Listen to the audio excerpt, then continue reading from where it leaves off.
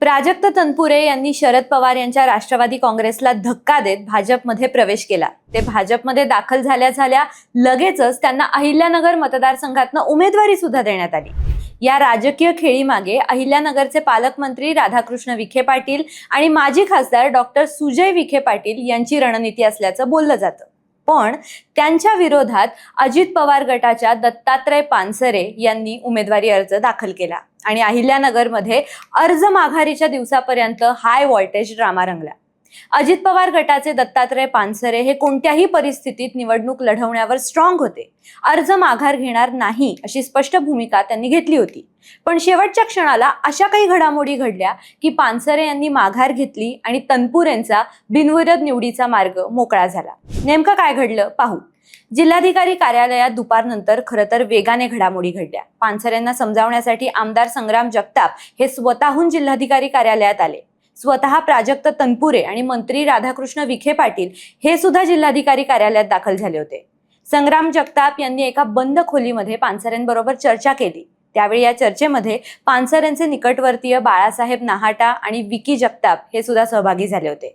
बंद दाराआड बराच वेळ ही चर्चा झाली आणि जसे हे सगळे खोलीतून बाहेर आले तसं वातावरण बदलायला लगेच सुरुवात झाली आणि मग पानसरेंनी अर्ज माघारी घेत असल्याची घोषणा दिली। यावेळी त्यांनी मुख्यमंत्री देवेंद्र फडणवीस आणि राष्ट्रवादी काँग्रेसचे नेते पार्थ पवार यांच्याशी चर्चा झाल्याचाही उल्लेख केला। त्यामुळे या पडद्यामागच्या घडामोडींमागे राज्यस्तरीय आणि विशेषतः सत्ताधारी नेतृत्व असल्याची चर्चा या निमित्ताने रंगली। या संपूर्ण हाय व्होल्टेज ड्रामामध्ये आमदार संग्राम जगताप यांनी मध्यस्थाची भूमिका यशस्वीपणे बजावली आणि त्यामुळे त्यांचंही राजकीय वजन महायुतीत वाढल्याचं आता बोललं जातंय। त्यामुळे येत्या काळात जिल्ह्यातल्या सत्ता समीकरणांमध्ये संग्राम जगताप यांचा प्रभाव मजबूत होण्याचे संकेत आत्ताच्या घटनेमुळे मिळाले। दत्तात्रय पानसरे यांनी यापूर्वी प्रशासनावर गंभीर प्रश्नचिन्ह उपस्थित केलं होतं।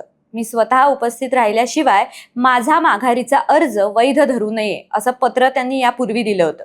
जर जिल्हाधिकाऱ्यांनी चुकीच्या पद्धतीने काम केलं तर मी आत्मदहन करेल असा इशाराही त्यांनी दिला होता। त्यांच्या या आक्रमक भूमिकेमुळे राजकीय वर्तुळात खळबळ उडाली होती। पानसरेंनी महाराष्ट्र राज्य पणन महासंघाच्या अध्यक्षपदाचाही राजीनामा दिला होता। त्यामुळे महायुतीच्या गोटातही खळबळ माजली आणि त्यामुळे तनपुरे यांच्या बिनविरोध निवड ही पक्की असल्याचा दावा करणाऱ्यांची धावपळ सुरू झाली होती आणि त्यामुळेच संग्राम जगताप यांच्या पुढे तनपुरेंना बिनविरोध निवडून आणण्याचं आव्हान होतं। पण अखेरीस तनपुरेंच्या बिनविरोध निवडीचा मार्ग मोकळा झाला आणि अहिल्यानगर मधला हाय व्होल्टेज ड्रामा थांबला। तुर्तास इथेच थांबूया। अशाच व्हिडिओसाठी सबस्क्राईब करा ऑड इवन।